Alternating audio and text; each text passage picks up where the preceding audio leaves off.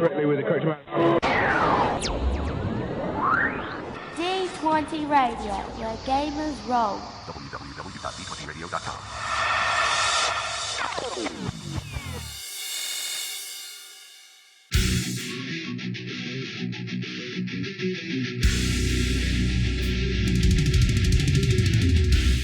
Welcome to Me and Steve Talk RPG, the podcast where me and my friend Steve try and help you get the most out of your role-playing game experience.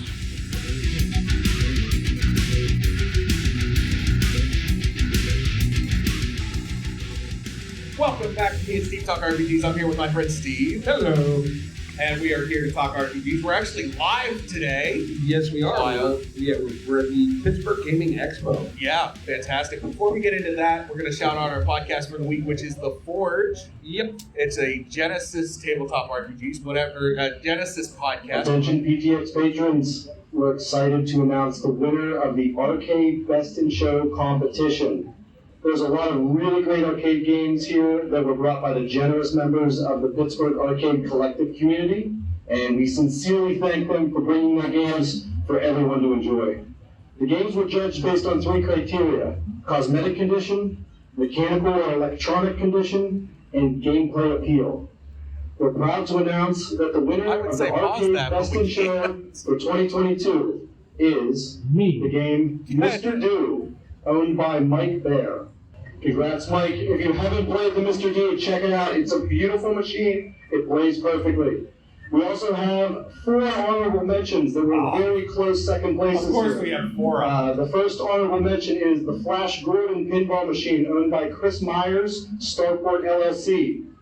The second honorable mention is the Super Mario Mushroom World pinball owned by Chris and Brandy Henry. We're always honorable mention is the starting Police Trailer Cabinet owned by Glenn Parks. And lastly, the Star Wars Trilogy Deluxe Cabinet owned by Josh Piper. Thanks, everyone. Enjoy the arcade. Congratulations to the winners. All right. So, back after that short commercial announcement. We are here to talk tabletop RPGs and why the GM should be the player's biggest fan. I keep messing that title up. Well, it's because you gave it to me like 2 months ago. I know, right? And I'm the one who had to write it down. Yeah, we never do anything this far in advance. Yes, that's where we got screwed up. You also notice we have no notes. That's how we do the show. It's very much, the podcast is very much take those conversations you have after you've spent 4 hours playing a game, and then you all sit around the table for another hour just talking about whatever. And then 3 more hours outside in the snow. Yes. And then on the drive back. And then the next day. But anyways, so honestly, I really believe that that's a true statement. The GM should be the player's biggest fan. The GM should be there not just to drive on the players, but to encourage them to do dumb things. Well, dumb things, fun things, cool things, right? Like the thing that you remember about games isn't usually the intricate design of the dungeon and the maze and everything. It's the weird, crazy, off-the-wall stuff that really wasn't planned. Yes, I remember fighting MODOK that played xylophones. But it was also just a wild, crazy fight because wild, fun things happen. I think one of the interesting things with tabletop RPGs, and Eddie Webb talked about this, and it's sort of the inspiration for Pugmire, is it's the game that you remember.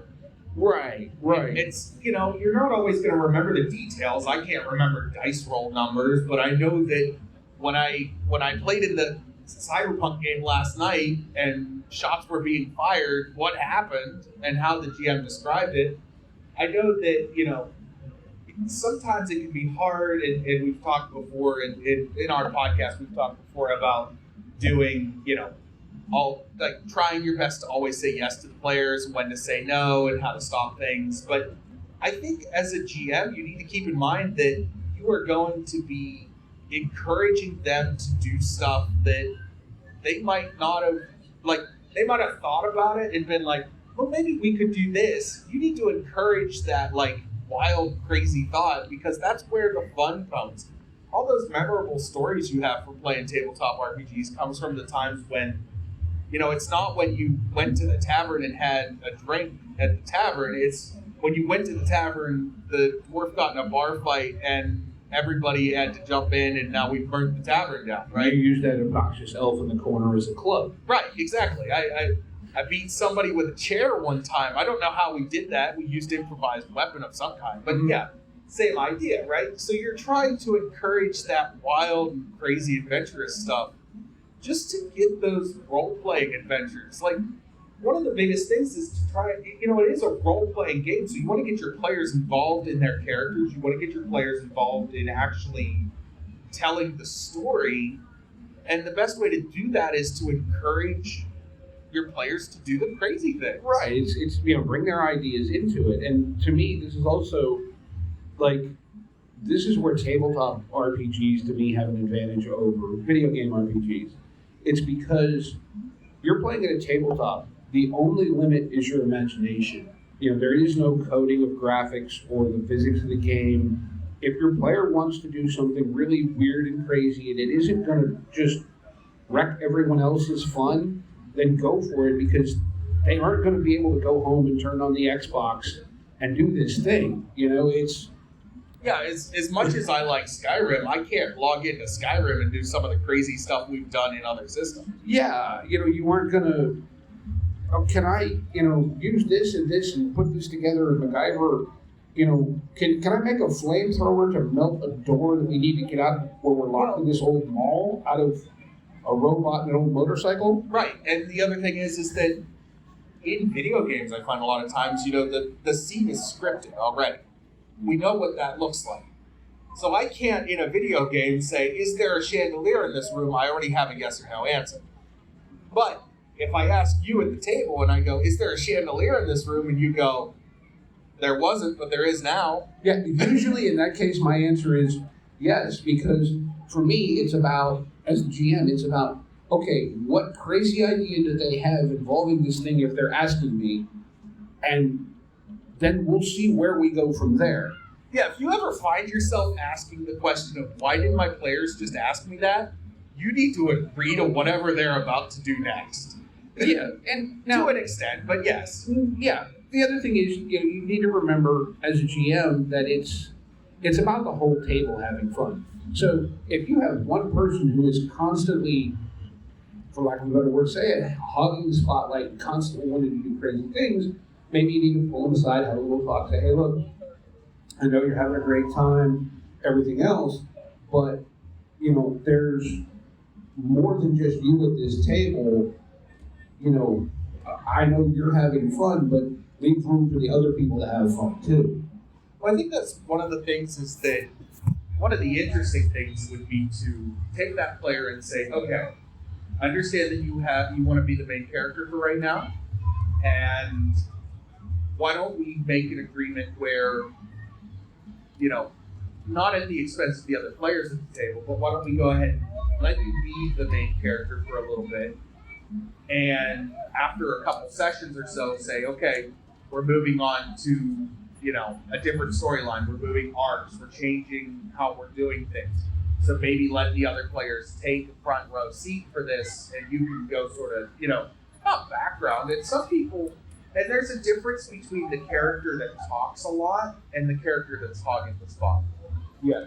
Because some groups and some campaigns really prefer to have one face character and then a bunch of people that just don't talk that.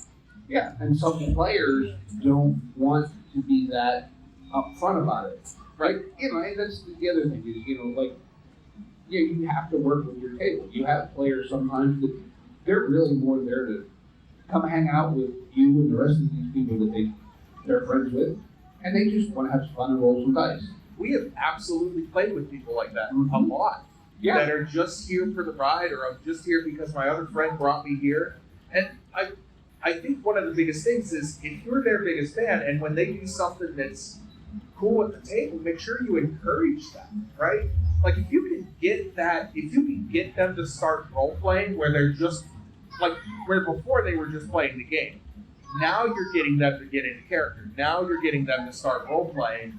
If you can get that out of that player, do it. Get them interested. Get them out of their comfort zone, and make sure you encourage that. Make sure you're, hey, that was awesome, dude. Why don't you do that again? Or where did that come from? Where did that idea come from? And they'll tell you, oh, well, yeah, keep that up. Keep that line of thinking. You want to encourage players to come out of their comfort zone and get comfortable with role playing. That's the point of the game.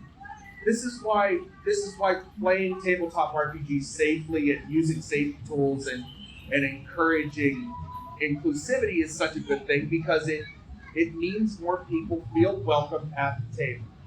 It means more people feel safe to sit down at your table and play with you and open up to what is admittedly a vulnerable side of them. Oh yeah, I mean, that's the thing, right? Characters can be all kinds of crazy things. And sometimes, some people do legitimately use them as a means to, explore either different ideas or just all kinds of things. So yeah, you do need to be conscious of that and be sensitive, be kind, care about your play. Because the other thing is, okay, yes, if you're playing a game out here in the tabletop area, these are likely people, at least part of the table, you've never met before. Completely different thing when you're playing at home with your home group or with your group that you play with regularly online. These are people who either are or are becoming your friends 99% of the time. Right. And that's the other thing, right? Like, as the GM, what gets, why do people play RPGs? Because they have fun with it, right? Right. So, as the GM, you want people to play your games. If they're not having fun, they aren't going to want to come play. If they're having lots of fun, they're going to want to come back and play. They're going to be all excited. And I don't know about everybody else, but if I'm GMing, I can tell the table is having a blast. That is like one of the biggest adrenaline rushes I ever did. Oh yeah. If you're playing a game and it's, say, an action-based game and you got smiles all around, you know what's up. Or if you're playing a more serious game and everybody is like, it's serious when people take their phones and like put them down and are completely invested in your game. Once you get that, you're done. You're like, oh man, this is the best feeling in the world. And that's what we're always trying to strive for. That's what we're always trying to push for as GMs, is to get the players as involved as possible. I find a lot of times, combat can be a really tough thing, right? Combat, keeping everybody involved is a really hard thing. What works really well to keep people involved during combat is conversations happening in combat, right? So maybe I have John who's planning his attack, he's rolling his dice, he's doing his calculations, and he's going to tell me what he rolled. But I have, Susie and Charlie over here having a conversation just between the two of them fighting off goblins. Even though they're not rolling dice, they're still participating. They're still actively involved. I find for D&D especially, it gets really hard to stay active and stay engaged in combat. Well, that's a point that I was listening to, because not only do we make podcasts, we listen to a lot of them too. I was listening to a podcast, and they were talking about specifically like most games, most initiative systems, GMs have a completely different perspective on combat than the player. And the reason for that is the GM is involved in everybody's turn around the table. Where, like traditional D&D type games and most initiatives, most games, really, it's your turn. Okay, so you do your thing, we do your thing, I'm the DM, now I move over to them. You're waiting 20 minutes, half an hour, depending on how many people are at the table, how involved everything is. So you're like, oh, okay. Well, as a GM, if we do a 3-hour combat scene, I'm going full bore the whole 3 hours. As each individual player, you might get half an hour out of 3 hours. Now, yeah, it's broken up. But that's the other thing to remember is, as the GM, when you're saying, oh, this is going to be this epic, great, long combat thing, for each individual player, there's a lot of downtime there. And so you need to figure out ways to somehow engage them, even if it's not their turn. Like he said, have them play a goblin that runs in the corner and just screams something and runs out, or anything like that. Just dressing. Well, and if you have a player that's really interested in combat, if you don't mind, okay, let's say we have multiple creatures in a combat encounter, right? Mm-hmm. I'm running combat, we're running, I have 3 goblins, a bugbear, whatever, right? I have somebody fighting a bugbear actively, and I have a player that really loves combat. I can hand them the goblin and be like, hey, that goblin's attacking your friend over there. Why don't you go ahead and run combat through there with them, just to keep them entertained, right? Mm-hmm. I think the big thing is, and we both struggle with it, we both have ADHD. And so keeping our eyes and our brains focused on one thing can be really difficult, right? Mm-hmm. I don't think I'm talking too crazy there. But, What were you saying? yeah, exactly.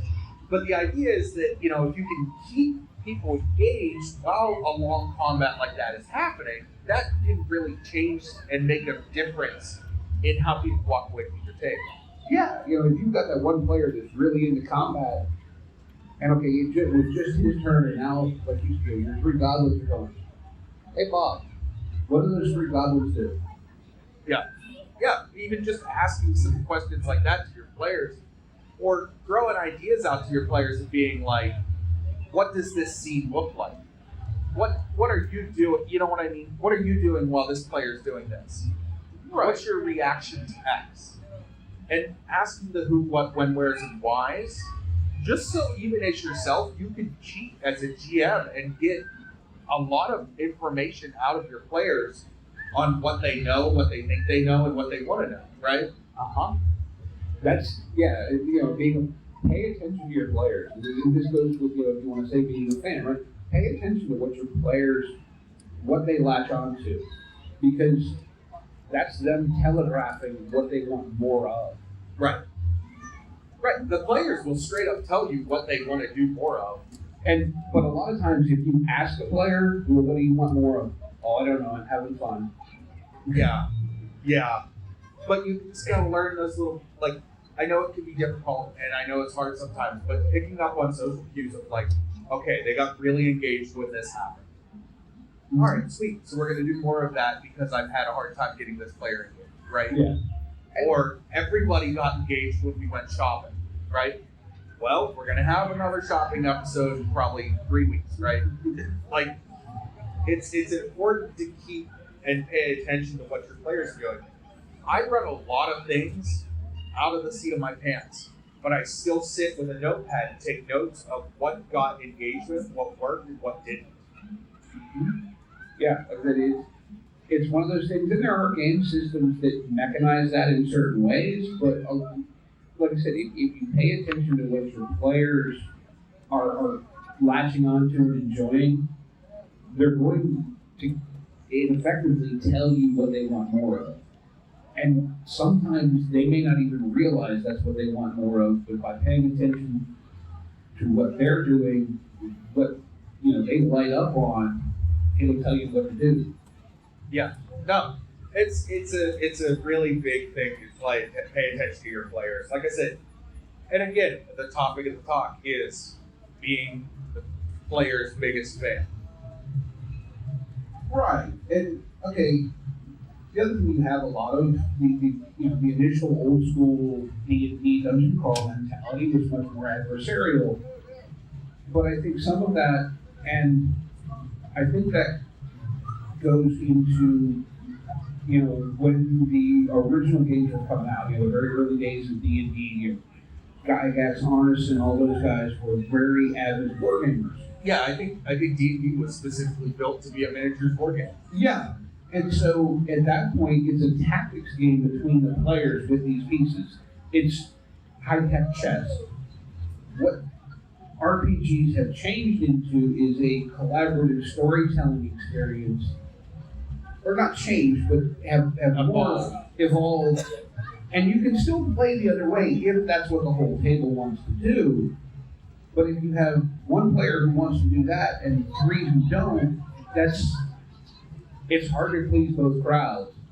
I think it just comes down to that's a decision that player has to make. Right, and this is again, as Alex was saying earlier, you have your session 0 before you even start playing, where you need to find out from these players what do they want out of the game. Right.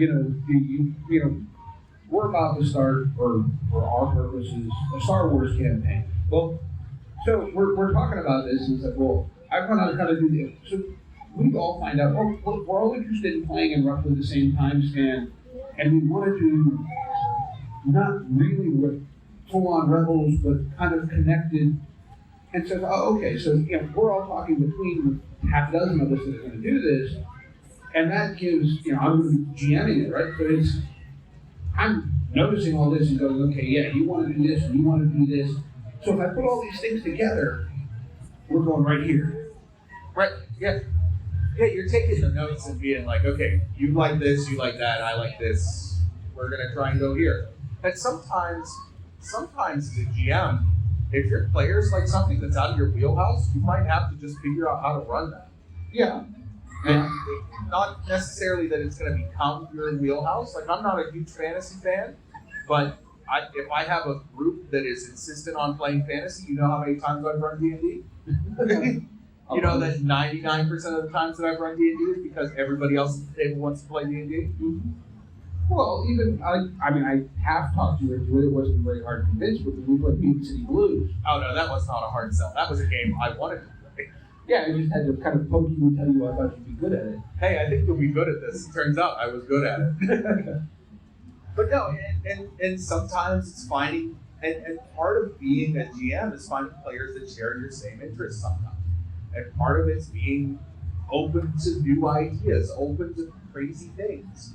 Like, I don't know, up until we played superhero games, I didn't really have any interest in it. Now, I'm absolutely working on a Mutant Masterminds game. I absolutely have that in the bag. We ran Mutant City Blues, which is an investigative game, but it's set in a super universe. Mm-hmm. Right? Like, I had no idea until I actually sat down and played it. And sometimes your players, and I don't mean this to sound the way it's going to sound, but sometimes your players don't know what they like until they try it. Okay, look, I was not, he set the game in Pittsburgh. I was going, okay, until he rolled out his, one of his foils for the campaign, Ginza the Ninja. Then it was what, the Carnegie Cavalier? Yep. And the Steel Defender. And the Steel Defender, yep. Those were kind of our rivals. It was hysterical. It was hysterical. But I also setting a game in the real world lets you use real world maps. Yeah. There's another trick. If you're ever at a loss, depending on the type of game you run, if you're running Cyberpunk Modern, I've done this running Cyberpunk. You Google mall floor plan. There's tons of them on Google. You can just pop it up, pull it up on your tablet, your phone, whatever, and just tell them where stuff is. And it's an actual mall. Who knows where? It doesn't really matter. I got myself in trouble doing that, though, because I had picked a random location in the map of Pittsburgh, and you were like, oh, no, I've been there. Well, yeah, you did. I picked a building. I'm like, okay, it's at the corner of this and this. It's this building. And you're like, oh, yeah, I used to work in the basement of that building. That is a risk if you get a little too familiar. Yeah, if you go a little too familiar, people are going to be like, oh, no, I know that place. But it's a little different now. Yeah, it is. But yeah, no, and that's one of the fun things. It's about having fun. Tabletop games are at the end of the day about everybody getting together and having a good time. That's it. Yeah. And so, like I said, this is where, as a GM, you want people to play, you want them to have fun. So, and for me, like I said before, I really enjoy watching my players have a good time. So, I'm a fan of them having a good time, so I want to do things to make them have more good time and just keep doing that. And look, there are also times where, yeah, you can't please everyone all the time. So like Steve was saying earlier, yeah, sometimes you move the spotlight, you do, and even, look, everybody is at least aware of Critical Role. If you pay attention to the way they've run their campaigns, at least campaigns 1 and 2, they do an arc with this character, then they move on to an arc with this character, then they move. And a lot of times they tie them together, but it's very much, okay, yeah, there's an arc with Mauritius' character, and then there's an arc with Travis's character, whatever. It's the same thing. That's what's going through your home game. And you might have an A plot, or you might have a B plot that is your main story, while also having A plot be a character. Yeah. And I think that's a fun, really interesting thing. You know, I've talked a little bit about it before, the Dallas tabletop RPG. Yes, I so regret telling you that existed. I know, Never right? let you go. I know, but I love it. It's the best thing in the world. I wish it was still in print. I wish I could tell you where you can get the Dallas tabletop RPG. You know, the 1980s soap opera drama Dallas. Uh-huh. But it talks about story writing and game writing and session prep and how to do it sort of TV style. And I love that, especially for games, and anything can be run episodic almost. But if you're running games episodic, doing that is fantastic. Taking the idea and being like, okay, this is basically a script for a TV show. Like this episode, we're going to hit these plot points. That's great. And then that also gives you the freedom of, okay, last week didn't land. This week we need to shake it up. Right? Yeah.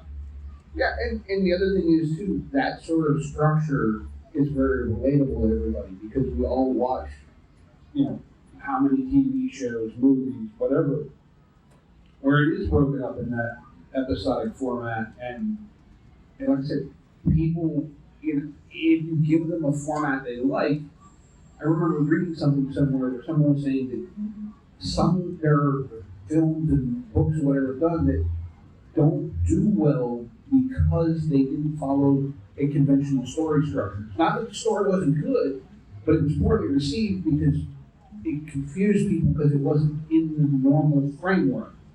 Right. Well, the idea, again, is that if you give people an inch, they'll take a mile. And as a GM, you should be happy to have people take a mile, honestly. It tells you what direction to go. Right. Yeah, Alex talked about moving goalposts earlier. I don't know if anybody was here for that, but he sort of talked about, you know, when you're writing out a campaign or maybe you just have a daily session, right? You have the idea that X is going to happen at Y, right? Well, sometimes X happens at Z, sometimes X happens at A, sometimes X happens at B, but you always make what you want to happen at the location where the players are, right? So if your players go left when you wanted them to go right, well, I guess that thing that you needed to happen is left. Right. How far left? I don't know. You know, I've heard that described as the quantum ogre theory. Yeah. Where there's an ogre at the end of the tunnel, it's just a matter of which tunnel you're in. Right. Or, you know, is my slogan for game projects become I plan in bullet points and be ready to put them in a different gun. Right, yeah. It's such a great idea. I love this hobby, man. I love this hobby. It's so great. But no, and again, encouraging your players to do wild things, encouraging your players to do fun things. Just all kinds of cool stuff happening around tabletop RPGs, you know? Oh, yeah. Like, well, okay. Yeah, it just, and see, here's the thing, and this I didn't realize because until we played Games Masterminds with Alex, I had, even though I've been playing RPGs on and off for 25, 30 years, whatever it's been, I've never played a Supers game. Right. Right. And I don't have a tremendous background with comics, and I've watched a bunch of the MCU movies and whatnot, but it's just never been what do you want to say? I've kind of stayed away from it because for lack of a better word, I don't feel like I have enough nerd cred in superheroes. So, but we're going to play this. Okay. And partway through the game, I realized that the thing was just go big. You know, go for the crazy thing, go for the splash panel, and it's fun. Yeah, the fun thing with Supers is it lets you go over the top. Right. And it almost seems to work better going over the top. That's not to say you want to go completely gonzo constantly, but, you know, and again, this goes back to the tone picked out for the game and having everyone on the same page.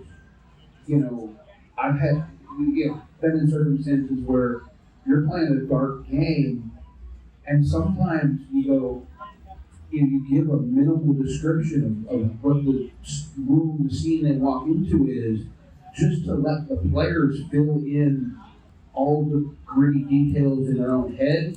And so it's actually that much more impactful because you said less. Right. Well, one of my favorite tactics is asking the players the next session what happened last session. Oh, that is the most amazing cheat I have ever heard. It is one of the dirtiest things you can do as a GM. So what happened last session? And they tell you some story about some little insignificant thing that you were like, I don't even remember that happening. Like you saying about we put MODOK in a can, we might have, I don't know. we very well might have, that's a possibility. I don't know. But the idea of asking your players and being like, what happened last session? And they go, oh, well, we did this and that and the other thing. Okay, yeah, but I remember that differently, but I'm just going to go with your recollection because, like, my remembrance of what happened and what I have in my notes is completely different than what you're telling me, and that's fine, right? Well, that's also, again, talking about the clues your players give you. That's the stuff they remember. That's right. the stuff that's they the enjoy. Stuff that stuck with them. That's what they enjoy. Because you remember the things that you enjoy. You also remember things you didn't enjoy, but when somebody asks you to repeat what happened, you're not going to be like, well, we did this awful thing where we stood in a corner for 45 minutes. And it's like, no, okay. If your players are looking at you and like, well, we had dinner, that's kind of a problem. Yeah, but I mean, like, yeah, it's, and I know I keep going back to this, but if you watch the players and listen to them, they'll tell you half of the thing. The other thing, if you can get players to role play amongst themselves, that's fun they're having you didn't have to do anything for. So let them do it most of the time. Yeah. Now, don't let it get excessive, obviously. We've talked about that a little bit before, but don't let your players go for 45 minutes if the rest of the table is like irritated. But if you got like 10 minutes, 5 minutes of players just role-playing amongst themselves, a squabble, a conversation, trying to figure out a plan, trying to hatch a plan, that gives you time to change how your villain does things to foil their plans. Yes. If you listen to your players and go, they're going to do a smash and grab, and they come in and try and trip over the case, you can make the glass thicker. Yep. You would never have done that, would you? No, never. I never would have thought that my players would have been like, we're going to take this stealth mission and just make it a smash and grab that I'm going to make look like an accident. There was a justified reason for that change of plan. I just don't remember what it was. I don't remember what it was either. There was some kind of logic behind it, but it was hilarious. And it was completely changed on the fly. I don't remember that much. Yeah, it was like en route to location. They're like, well, we're just going to knock the thing over and take it. You need a scroll. I'm just going to knock the glass case in the museum that holds the scroll over and take it. In fairness, it worked in RPG Dragon City. Yeah, that was bonkers. Yeah. But, yeah, I mean, it's, and as a player, too, that's the other thing, right? Just don't be afraid to show that you're enjoying something when you're playing a game. Let your GM know, hey, I really like this. This was a lot of fun. Because if anybody there is a player that's never run games, little secret, I'm not going to say all, because then someone will inevitably email me and tell me that I'm an idiot and they feel this way. Most GMs, we're terrified that you all are having a good time at the table. 99% of the time. And so if you let us know you're having a good time, that makes us feel a lot better. Hey, since we have a live audience, are you having a good time? Woo! Thank you. And this live, see, normally I do this stare at the computer screen in my basement. Right, like you stare at my face as I stare off into the distance, just zoning. I probably should tell you I turned that monitor off. Oh, I probably broke it. If anybody has lost a cell phone, there was one turned into the bar next to the bathrooms. Please check to see if you have your phone. If you've lost it, please go to the bar. Thank you. Yikes. And that was almost me yesterday. Yeah, I know, you left it sitting on a chair out there. So in case we didn't warn you, we are super casual. Yes.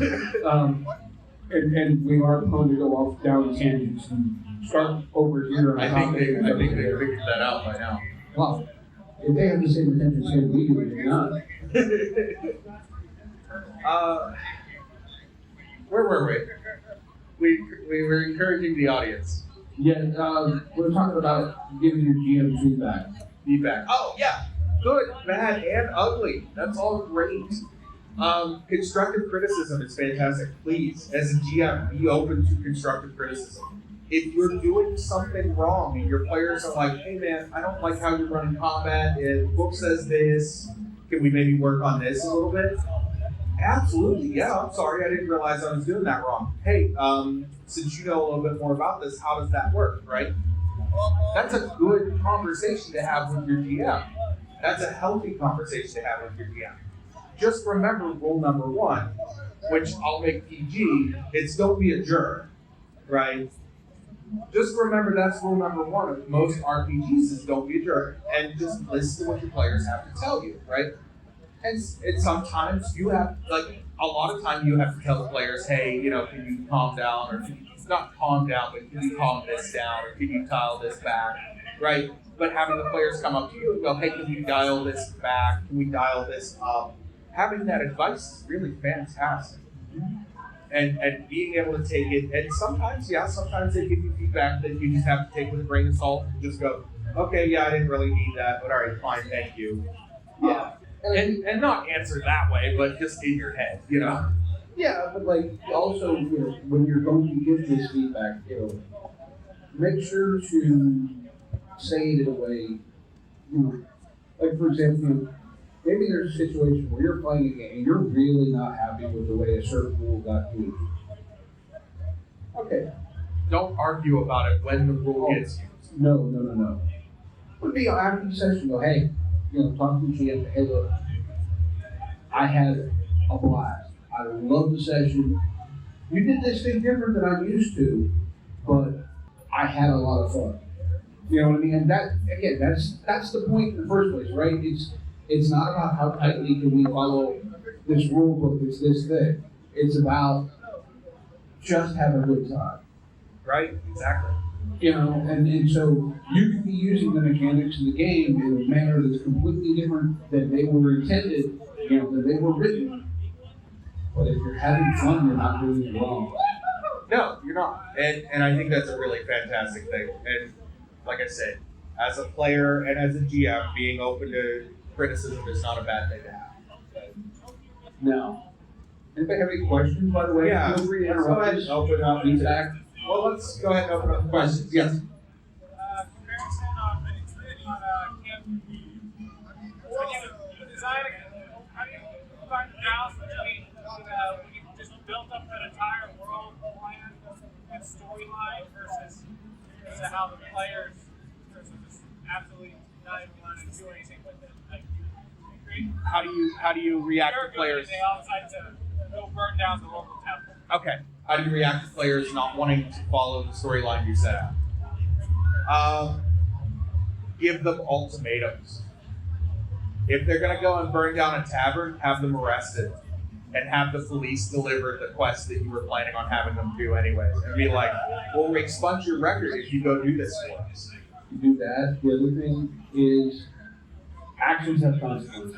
Right. And in the example I'll point to this, we've all watched TV for years where crazy stuff happens and there's not much. Then go watch Breaking Bad. Okay? I don't know if anyone, you all have seen it, it's been out for a while. But there's so much of that show that is, this bad decision has this consequence, then this happens, and he makes this decision because of this consequence, and it just keeps dominoing. Yeah. You can do that in a game, right? I think you were also talking about when you intend for the players to go here and they go there. So there's two things. They're here. I've had the advice given to me and I've used it. oftentimes don't tie specific plot points to specific locations. Don't key in, don't say X has to happen at location Y. X needs to happen, and it can happen wherever they happen to be. Okay, maybe it's not as cool as, the villain giving them this big speech from a cliff next to a waterfall, whatever, where I don't know how it ended up happening, he's yelling down a city block at them, right? You still get your point across, or you want to have a big fight scene on a frozen lake or whatever.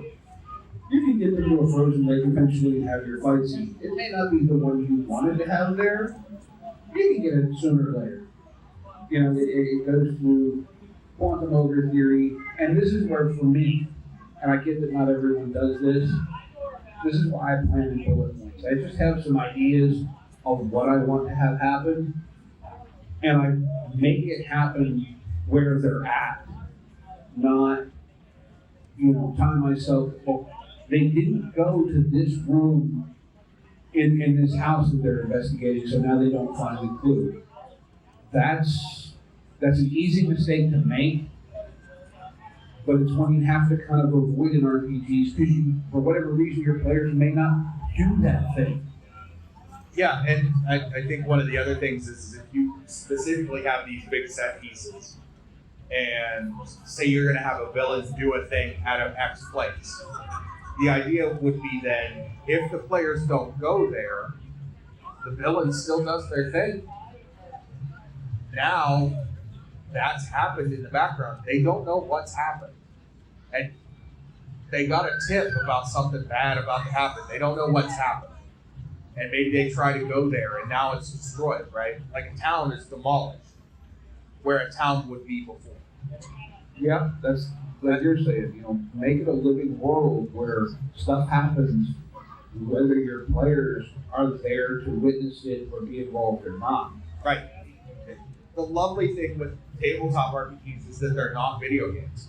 Video games are very scripted and tight, so things tend to happen where the players go, right? Like you walk into a town, a scripted event happens, it happens, only when you walk into that town. The idea, though, is that the world's living. There's people that live in this world that you built. Things are going to happen whether your players there or not. And if they're not there to observe it, okay, what are the consequences of that? And asking yourself that question and going, what does it look like when the evil villain gets his way, right? What's it look like when the world ends? Yeah. And can the players save what's left? That becomes a different campaign, you know what I'm saying? Yeah. Any other questions? Nobody? No questions? I'll ask a question. You're going to ask a question? I don't know. Well, what do you want to... I mean, I was just saying, the explanation you just went on really kind of answers the question. Yes, the tree does make noise if no one's there to hear it at all. Yeah, it does. It does. And that's as simple as it is. So really, there's multiple ways to handle, your question, and not that any one of them is right. And I would say, to a certain point, you want to kind of have a variety of thoughts about maybe how this works, and go between them different times, because as the old saying goes, no plot line ever survives first contact with the players. Because I know as a player, I will make a hard turn somewhere that no one was expecting it. But if you deal with it the same way every time, your players are going to come to expect that, and so it gets stale. Yeah, so you build yourself a toolkit, right? We talk about the GM's toolkits. We develop tools by the media we consume. Beg, borrow, and steal from everything, right? And your players, as GMs, we think that the players know what's going on up here. They don't. They don't know what's happening in your head. Just because you have all the pieces put together and you think players can see that A plus B equals C doesn't necessarily mean that's true. The players may have all the pieces, they just haven't put them together the right way. A puzzle comes in a box that's a bajillion pieces. Yeah, Does but it mean you I do. know how to put it together? No. Well, in an actual puzzle, you have a picture. Right. You know, so, and here's another tip that I will give to GMs out there. And I do this to myself a lot, right? You're thinking and you're going, oh, they did this thing and now they're going to miss out on this whole grand whatever that I had planned. Here's the deal. They don't know that they missed that. Okay? And they don't have to have missed it. Right, they don't have to have missed it. And they may think that the thing they got instead of it is amazing. In your head as the GM, you failed them. They don't realize that. And that's something that I personally have to really keep myself aware of that and say, hey, you know, if they had fun, I did my job, we won. That's what matters. That's what matters. Did your players have fun? Did you have fun? Because if the answer is no to either side of that conversation, there's some serious thinking that has to happen. So, And if they don't have fun long enough, sooner or later they won't come back and you won't have a game to run. or they'll find a way to sabotage your game. That too. Any other questions? Yes. So how do you balance being your players' fans, saying yes, but avoiding making the games too easy? So the question was, how do you balance being your players' fans without making the games too easy, right? The idea, though, is that saying yes and encouraging your players to do things shouldn't necessarily be tied to the difficulty of the game, right? If I want to hit somebody with a chair, I still have to hit them with that chair. I have the ability to do so, but I still have to physically pick it up and swing it and hit them, right? And encouraging your players to do the wild and crazy things can lower the difficulty on certain things, right? But again, it goes back to what we were talking about a little bit before. I ran a game where I had a scroll and a case in a museum. My idea for the players was that they were going to sneak in at night, steal the scroll, and leave, right? What they actually did was they walked through the front door, they went to the museum exhibit, they tried to knock one player into another player to make it look like they got off balance, knock the thing over, steal the scroll, and leave. What ended up happening was a combat encounter that was about 3 times harder than it should have been, right? And so sometimes your players doing that wild and crazy thing ramp the difficulty up. Sometimes doing the wild and crazy thing ramps the difficulty down.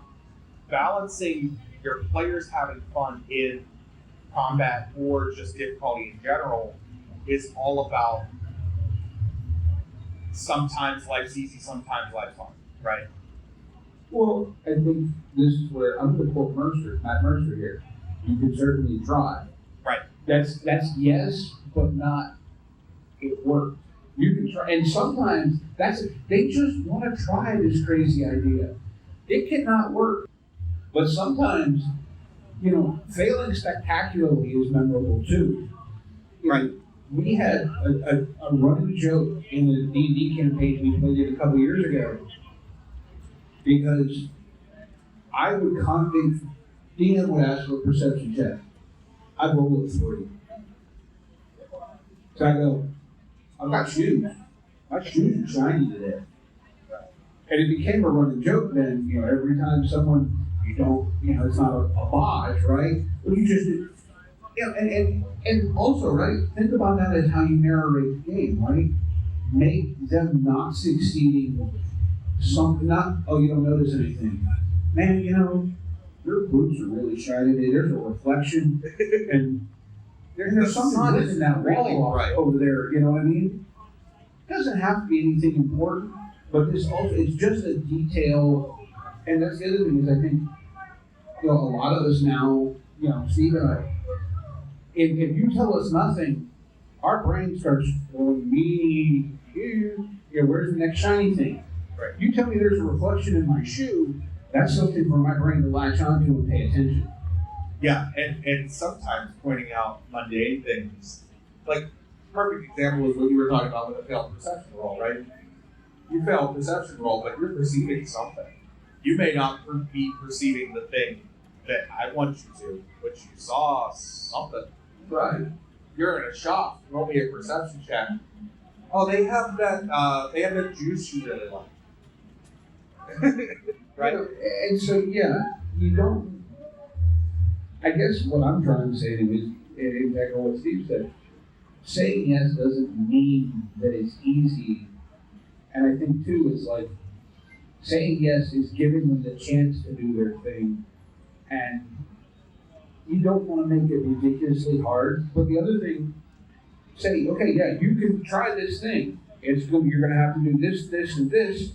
And it's going to be difficult. And if you don't, this may be a consequence.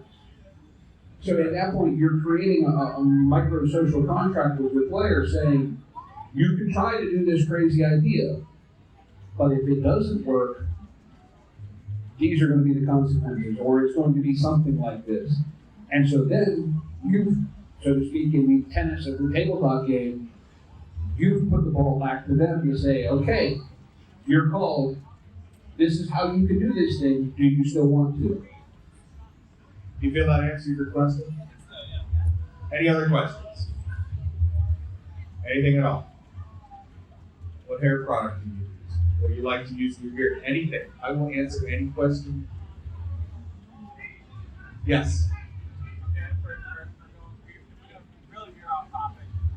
Favorite TPK that ever happened to a gaming brand? TPK. Ooh, I got one. Okay, I have a little bit longer one, but All right, mine's short. Mine's easy. I was running Cyborg, which, if you don't know what Cyborg is, it is a super dark and super gritty cyberpunk game made by the creators of Mortal, which is a super dark and super gritty fantasy game. And I've given my players an item, and I can say this comfortably now because my session of Cyborg was yesterday, so nobody here can play that now. I'd given one of my players an item that was a grenade that caused a micro black hole, but they didn't know that. It was just a dusty grenade. And they pulled the pin, they threw the grenade, they launched their roll, and wiped everybody but him. And that was hilarious. They took out an entire quarter of a casino, everybody including themselves. He just happened to not be anywhere near it. What's yours, Steve? okay, so I've actually related this story on the podcast before. It's a very early episode, I want to say back in the teens. There's a story called The Night Buffalo Went Crazy, and I'll have to abbreviate it a little bit for time. But this was years and years ago. I was running a game called Rifts, which is it's a little bit of an everything game, to make it simple, kind of post-apocalyptic sci-fi with fantasy elements. Anyway, so what ended up happening is through attempting to introduce a new character, one of the existing player characters had a bout of insanity tripped by fear of aliens, which caused him to snap and try and... In any case, through the whole whatever the story, the entire party ended up killing each other. And I mean, now this involved helicopter crashes, shooting up a grocery store, just assorted everything. And the first player character to die, and I remember this, I think the character who died was a character called the Twinkie Avenger. Okay? So, Twinkie dies, the player looks up, looks at the player whose insanity has been doing everything, and goes, all right, I'm now playing the voices in your head. And literally, we went for 2.5, 3 hours through this just up, down, crazy roller coaster of them killing each other off, basically. Okay? So it gets to the end, I'm sitting here going, get to the end of the session, I look up and I go, okay, I'm sorry guys, I didn't mean for this to happen. Everyone goes, oh no, I haven't had this much fun playing in ages. Okay? This had nothing to do other than with me introducing them to this new character. None of it was at all planned. Obviously, I'm not going to plan my characters killing each other, right? They loved it. It's been 25 years since this happened. I can message half of them now on Facebook or Discord, and they'll go, "Oh yeah, I remember that. That was great."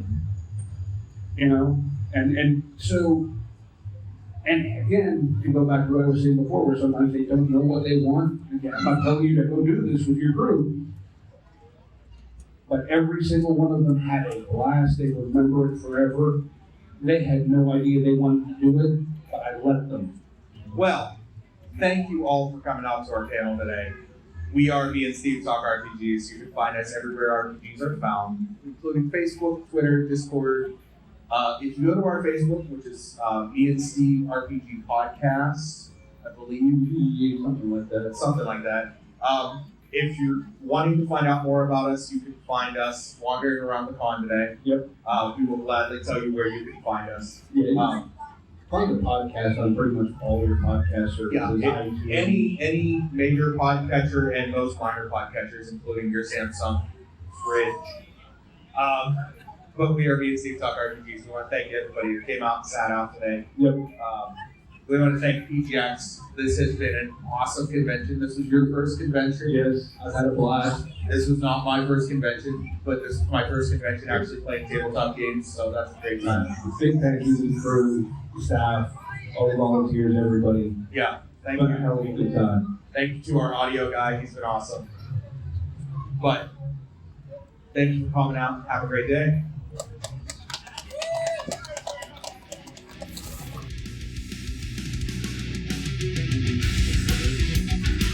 Intro and outro music by the band 12 Noon. You can email us at meandsteverpg@gmail.com. You can find us on Twitter and RPGs. Find us on Facebook at Me and Steve RPG Podcast. On Discord at Me and Steve RPGs. And as always, all of these links are in the show notes. Thank you, and be kind to one another.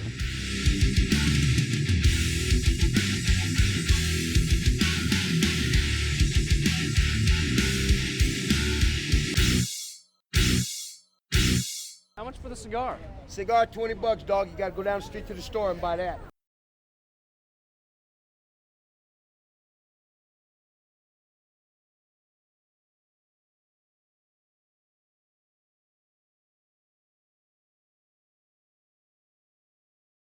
You're doing the intro this time. All right, that's fine. What's our podcast for the week? I don't We're gonna shout out remember. the Forge. Okay, yeah, we'll do. We both know who that is.